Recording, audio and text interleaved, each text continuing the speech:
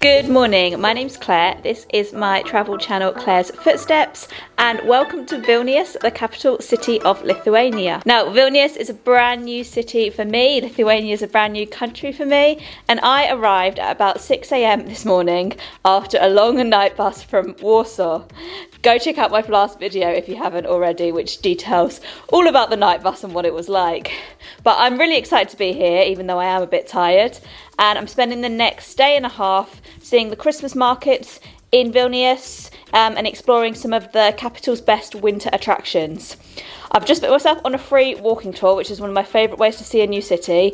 So I'd better go jump in a taxi and head to the city centre to meet my guide. I'll show you around my room a little bit later on in the video, but I am really liking this hotel. It's really cool, like nice modern, nice decor, but it is a little bit far out from the city centre, so I haven't quite sussed out the bus system yet, so I am just grabbing a bolt in because I've got to get there for fairly soon, but I might try the buses out later so I can report back. Since we are talking about our pagan past, I think that in context of Europe was super late. On the walking tour we went through Vilnius Old Town. We learnt some really interesting facts, like this church was made into 3 floors during Soviet times because they wanted to use it for storage and they figured that they could store more on 3 floors than 1 floor. It still has 3 floors today, although the top is once again used as a church. We learnt about the Lithuanian language, which is one of the oldest in the world, and lots more. Then I took myself for lunch at this restaurant. It served lots of Lithuanian local food. I had this, they call it the Lithuanian gnocchi. It was kind of just like hash browns in a garlic buttery sauce. Then I saw Santa playing the trumpet and walked to a museum. That walking tour was excellent. I've done these walking tours all over Europe and the world. I even run walking tours myself back at home, and that was definitely one of the best that I've ever done. What was really useful, I think, is he gave us a really good potted history of Lithuania at the start, which I might just quickly describe now because it might make everything else that I put in this video make a lot more sense. So I think they said the earliest mention of Lithuania was in medieval times, and quickly it grew to become a very large country. It was either one of the largest or the largest in Europe for some time, and its territories went all the way down to the Black Sea, which is modern day Ukraine. It struggled to keep hold of these territories, so it joined forces with Poland and they created one country, which again was one of the largest empires of the time. So Lithuania did used to be a much bigger country. Nowadays it is the biggest country in the Baltics. It's bigger than Latvia and Estonia.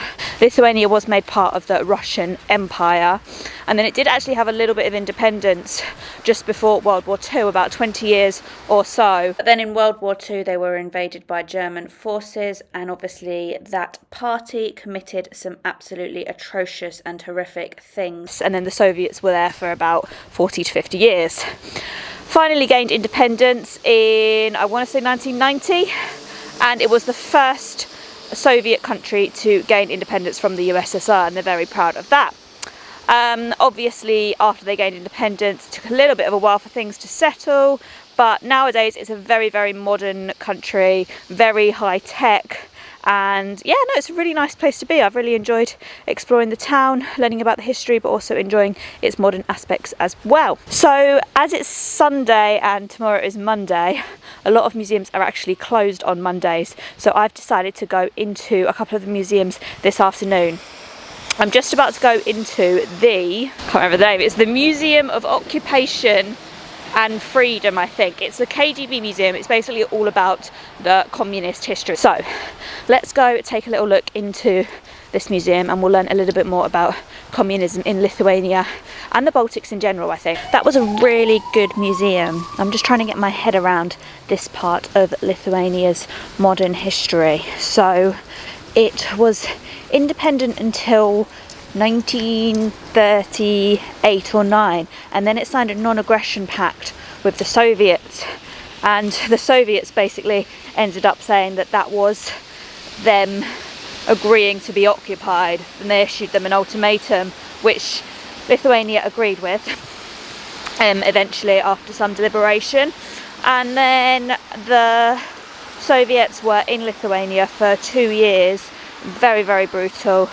Lots of people were arrested, deported, etc. A couple of years into World War II, Germany invaded Lithuania and stayed there for 3 years. Horrifically, 95% of Lithuania's Jewish population did not survive these years. Occupation only ended when the second Soviet occupation began, and this was very, very brutal. This was the Stalinist times. Lots of people were deported to very remote parts of the USSR, such as Kazakhstan and Tajikistan and Siberia. Then came the years of the KGB. This Soviet security agency tightly controlled media and the people of Lithuania. This museum was actually located in the old KGB headquarters, where they operated and imprisoned many locals. Towards the end of the 1980s, there were growing calls for independence, and Lithuania was the first Soviet country to gain independence in 1990. This was a year before the Soviet Union officially collapsed. But a year or two before that, a chain of 2 million people joined up and held hands, and the chain stretched from here, Vilnius, all the way to Tallinn in Estonia, and it represented how the 3 Baltic states all wanted independence and freedom. So yeah, a lot of history here. It's a great place for museums and the like. Obviously a lot of history is very sad, very brutal, but also very important to learn about. I then took a walk back to the city centre. Nowadays Lithuania is very famous for its beer, and there's lots of places to grab a pint in town. I was after glühwein though, so I headed to the Christmas market. Now, the Christmas market in Vilnius was very small actually. It only took place in one square. But there were lots of gift stalls, there was mulled wine stalls, there were plenty of people selling sweet food, although I didn't notice anyone selling any kind of sort of substantial meal. So I wouldn't go there just for the Christmas market alone, but there was lots of other festivities happening sort of around the area. There's like an ice sculpture experience, there's ice skating, there's this really lovely glittering Christmas tree, although I did walk up to the sort of viewing platform around the Christmas tree and I just found myself in a sea of people up there. I did really like the setting as well, right in the heart of the city centre. And generally, even though the market itself was small, the Christmas vibes seemed very strong. And even a little bit further away from the actual focal point of the market, there were still lots of lights, there was lots of sort of different things to see, and there was just a lot going on. I think the snow definitely added to it as well, but it did feel very nice and Christmassy, and it was very, very cold.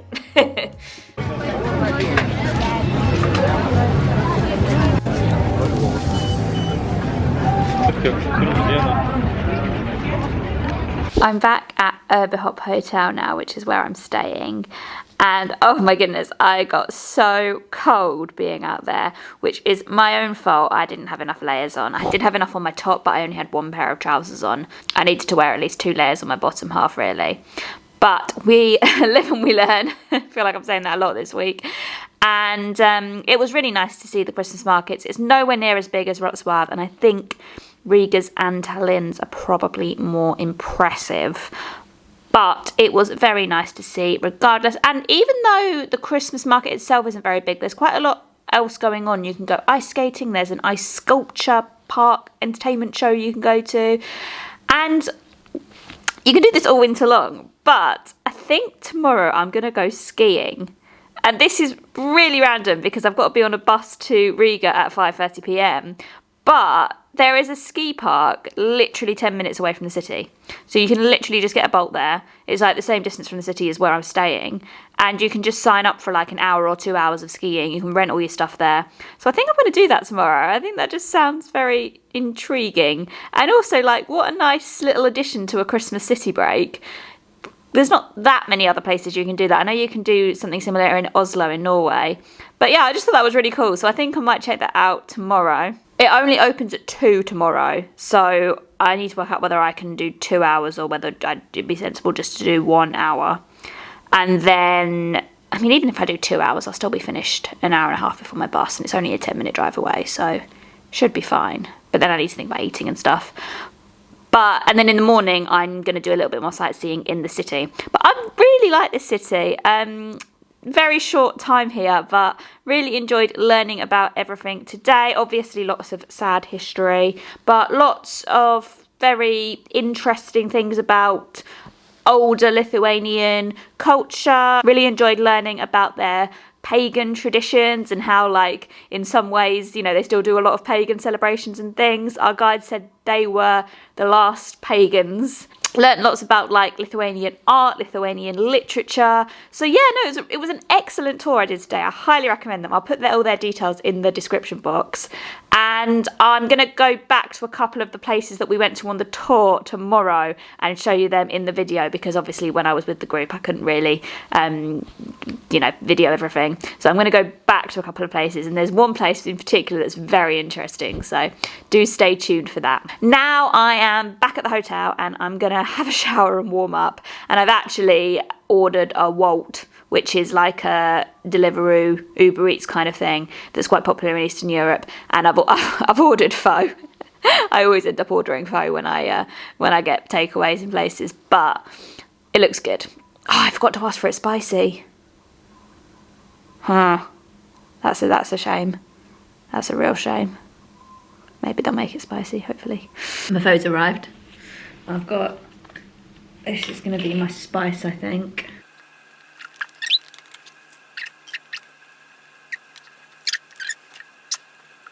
Alright, I'm going to eat my pho, edit my YouTube video, and then that's going to be about it for the evening. But I'll check in again a bit later. I think it's time for a room tour. So this is what 45 euros can get you in Vilnius for a night. So it's quite a nice room. I quite like it. It's different to other rooms I've stayed in. Like, the layout is quite different. But let's take a look. So you've got the double bed here. So it's a double bed. It's not a king size bed. If me and my partner were here, we'd probably find that a bit small, but for just me it's fine. And there's a nice TV on the wall, and not that I ever really watch TV in hotels. Does anyone actually watch TV in hotels? Because they're never connected to Netflix or anything like that. But I thought this was quite good. You literally can just, like, lay on the bed and watch the TV if you're so inclined. And then this is what is quite different. So there is a desk area, but it's behind the bed, and then you sit on a beanbag to kind of work at the desk. Let me show you. Oh, hi. I'm a little bit low down here. So yeah, that was pretty cool. I'm going to need to, like, move the camera a little bit further back to properly show you this whole effect that's going on. So I can just sit behind here and do my work. Then on this desk there is a tea, coffee making facilities. There's a little bit of information. There's a plant, and there is a telephone. Plugs wise, I've counted 4 right by the bed. There's any more. There's temperature control here. There's a bit of storage as well, like a kind of a rail and one of those, like, little collapsible shelving units. So I've actually put some of my stuff there. I thought I'd unpack as I have so little. Into the bathroom. So we've got just a big sink here. Nothing too special to report. Then the toilet and shower. Shower got nice and hot. Not a big fan of the bathroom curtain, but that's very minor. And the bed feels comfy, so that's good. 2 random things I really liked was this panelling and the lights. I just thought they looked really great. And I also really like the style of the window. You can't see it so well here, but it was a sloped window. It was like attic style. It's just the weather on the screen, but this weather does not appear accurate. First it says it is Staines, which is a town in England, and it's Monday, January the 11th, 2016, and apparently it's 8 degrees outside. It's definitely not 8 degrees outside, maybe -8. Good morning, good morning. It is about 8:30 a.m. the next day. I had a decent sleep eventually. It took me a little bit of a while to get to sleep.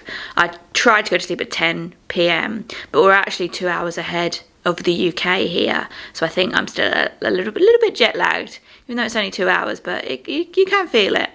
And for that reason, I set an alarm at 7 AM, which I was not ready to get up for. So I went for, had a little bit more sleep, had about 45 minutes more sleep, and then I woke up naturally just before 8. So I am semi-ready to take on the day. I need to go downstairs and have some breakfast, and then I am gonna get into the city. I really want to figure out these buses, but I keep leaving myself with not enough time, so I think it will be another bolt into the city. And then there's a couple of attractions that I want to see. I want to climb to the top of a tower to take in a view of the city. And there's like a Harry Potter library, apparently. And our guide said yesterday, you have to do a guided tour around it. But I looked online and there's one part that you can visit without a tour. I've not got time to do a tour, but I might try and visit the place without a tour just to see what that's like. And then I've got my skiing appointment, so I'm going skiing I need to be there at 1:45, so I need to be leaving the city at 1:30 latest, but I might try and get a bus there because there is one direct bus, so I might actually try and use the bus for that, just so I can comment and feedback on that. So yeah, I've got to be there at 1:45, and then I get all my skis on and head up the mountain, and then I've got 2 hours of skiing, although I might do slightly less because I have got to make sure I'm ready for my bus at 5:30 to Riga. So it's all go, go, go. I'll be in Riga about 8:30, 9 o'clock tonight. Yeah, another busy day ahead of us. I'm feeling quite tired, but this is what I knew this trip would be like. It was going to be very tiring. It was never going to be relaxing. I've got 2 nights in Riga, and then I am going to Tallinn, but actually tomorrow night I'm really looking forward to it because I've got a spa booked, so that will be nice. But anyway, we'll go into that in the next video. This video is all about Vilnius. So I'm just going to finish packing up my stuff, and then I'm going to head downstairs, get some breakfast, and then head out for the day. I do understand why hotels have this, but when you just want to charge something while you have breakfast, sometimes you've got to see if this works. Ah, yes, it works. Alright, I'm leaving my library card in there so I can carry on charging my laptop while I have breakfast. Let's go get breakfast. We'll just ignore the fact that I have a hash brown balanced on my otherwise sweet breakfast. Alright, Bolt is ordered. I'm just waiting outside for it now. I'm heading to Usuzakus first, which is somewhere we visited on the tour yesterday, but we didn't quite spend enough time there. So I wanted to cover it a little bit more, and yeah, I'll detail when we get there. So just across the river behind me is Urbhop. Urbhop is an area of Vilnius that has declared itself to be an independent republic, or I should say a republic. So in the 1990s, this area of Vilnius was a very unsafe area. It was one of the most unsafe areas in the city. But because it was unsafe, the rent was very cheap.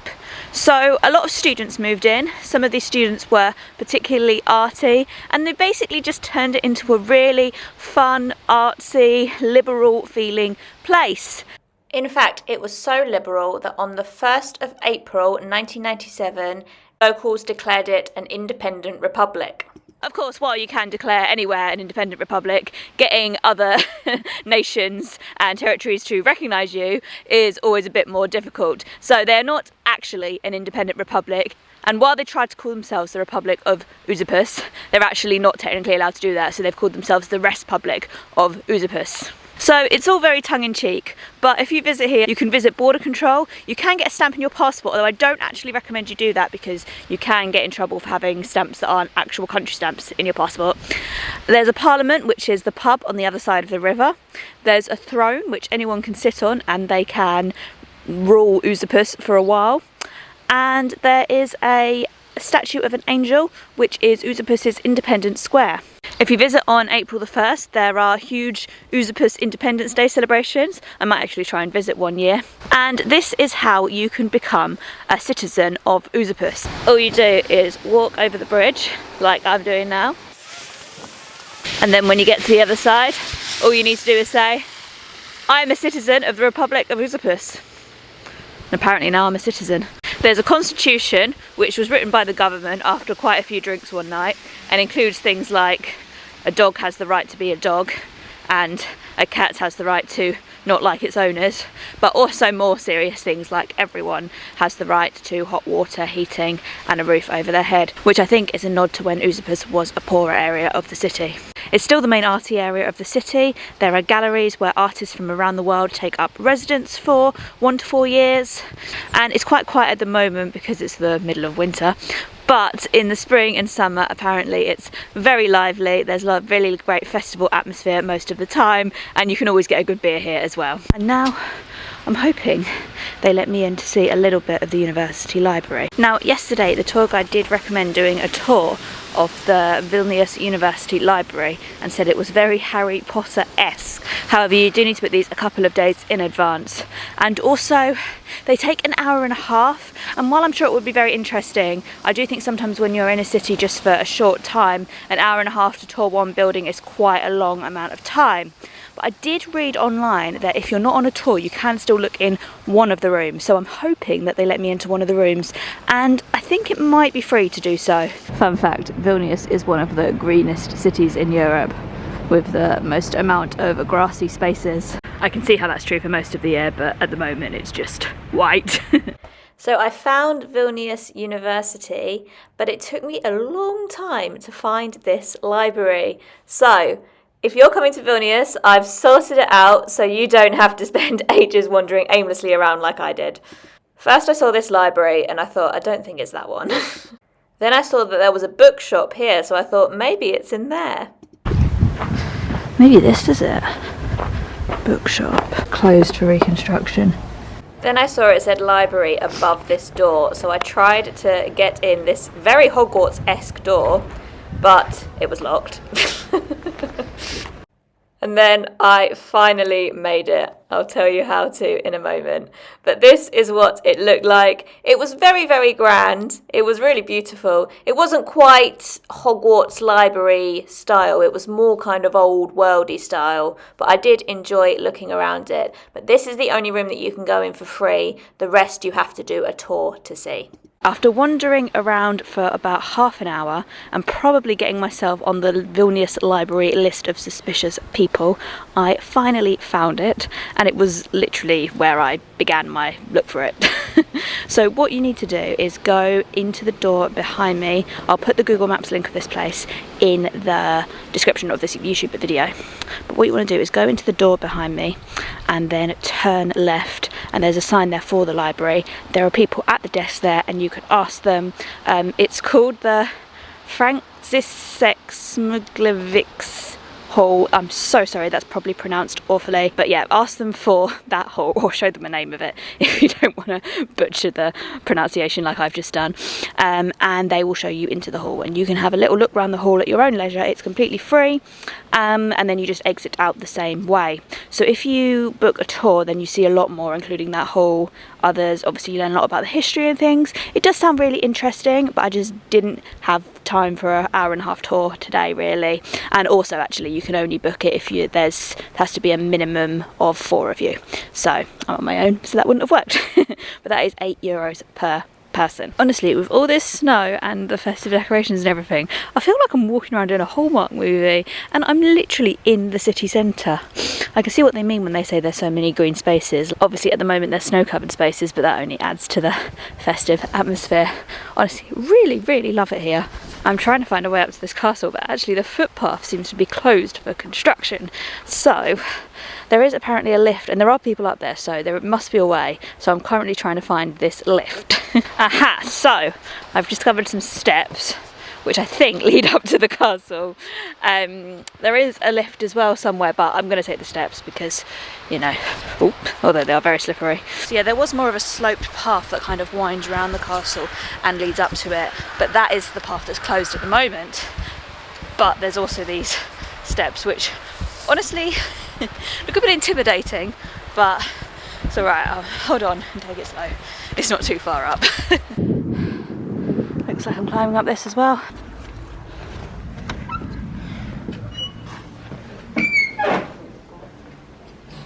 So as well as a tower where you can get a great view of the city, this is also a museum.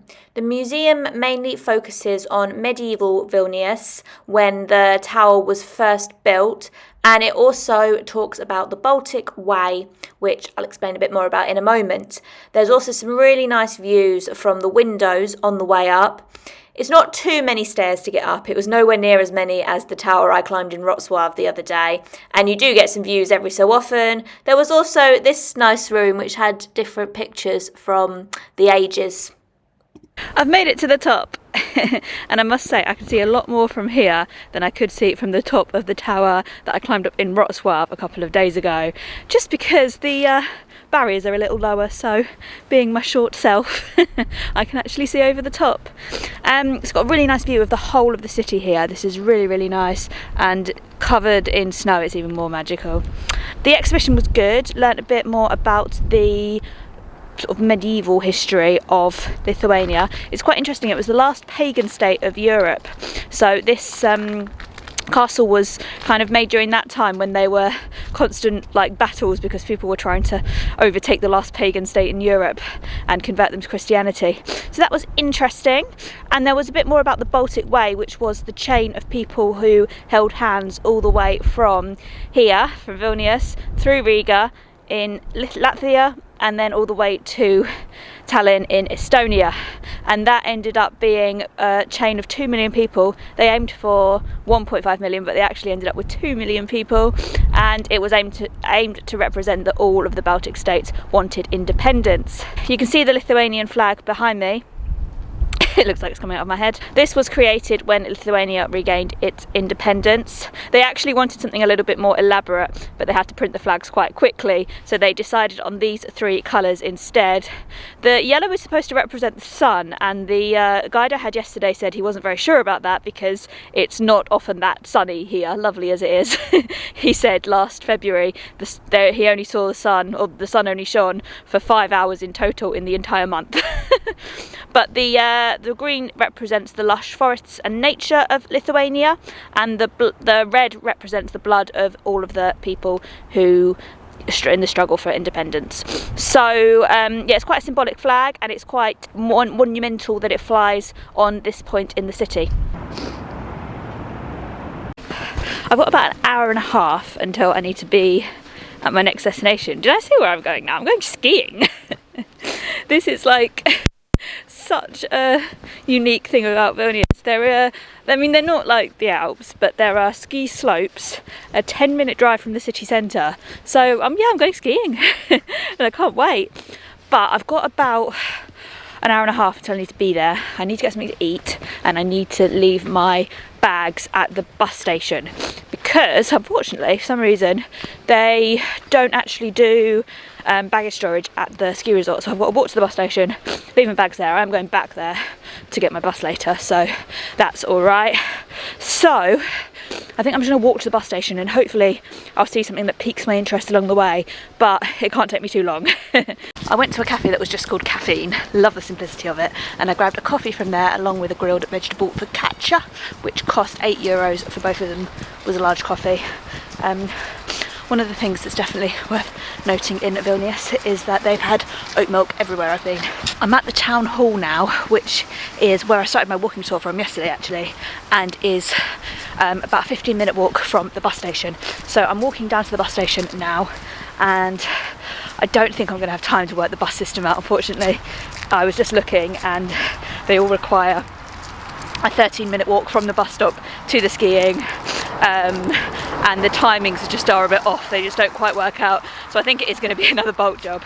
But if I don't manage to do the buses in this video, I will leave a link to a really good article I found which explains everything you need to know about the bus system, and it does look very easy. If you're not rushing around as much like I am, I think it would be fairly simple to suss out.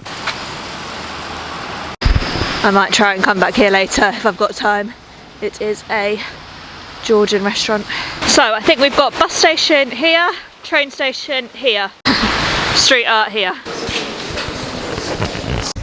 filming this on my phone because I did have to leave my microphone in my bag there because I'm trying to take minimal stuff to the ski slopes, but I just stored my bag there. It was €3.50 until 9 PM, which is way after I need it till, but they just had one flat rate. The Leite ski resort is literally a 13-minute drive from the city centre. It just sits on the side of one of the main roads of Vilnius, and it's a decent resort. Like, it's a hill, it's not mountains, but to have this so close to the city centre, I was absolutely amazed. I've got all the gear and absolutely no idea. I haven't skied in 11 years. And also, don't be like me. I rented out my ski gear and then I went straight on the slopes. You're not going to do that. You're going to get the QR code you got emailed to you scanned, and then get one of these to prove that you're actually allowed on at this time, which I did not do. And I was just skiing unauthorised, but I've sorted it all out now, and I've done the easy run a couple of times. I do remember how to do it, which is good. I'm going to try an intermediate now. Wish me luck.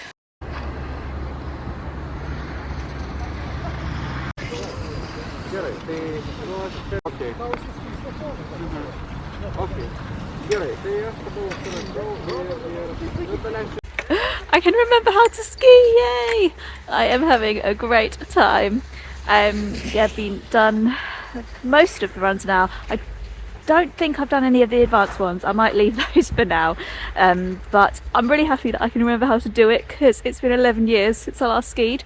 The only hiccup I did have was I was on a button lift and I didn't sort of put it down beneath my legs in enough time, and so I was just holding on to it and was just being dragged up by holding it on my hands, and then I let go of it, and then I had to do the walk of shame the rest of the way up the mountain. But other than that, it's been going quite well. So after that happened, I didn't want to go back to the same button lift because I was too embarrassed, and I have a feeling that they all radioed each other and said to slow the lift down when I'm there, because every other lift I've been on, it's kind of slowed down as soon as I reached it. But that's alright, as long as it means I can get onto them easier. Probably shouldn't video myself doing actual skiing. There's a downside of travelling solo, you can't get anyone to film you doing cool stuff. I did a few more runs and got my confidence up each time. Apart from the lift hiccup, it all went really well.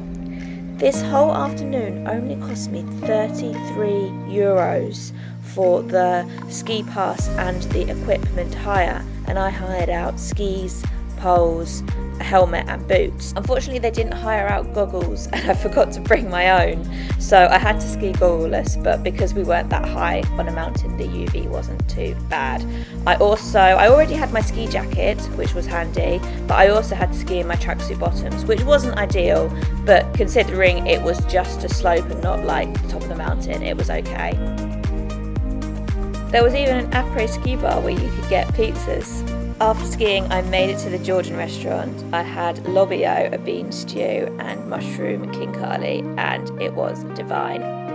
Here's a quick walkthrough of the Vilnius bus station. I found it to be very efficient. There was even that coffee shop there, which actually looked like it did proper coffee. And then all the departure times were listed up here, and then you just went to your corresponding platform. It was very easy.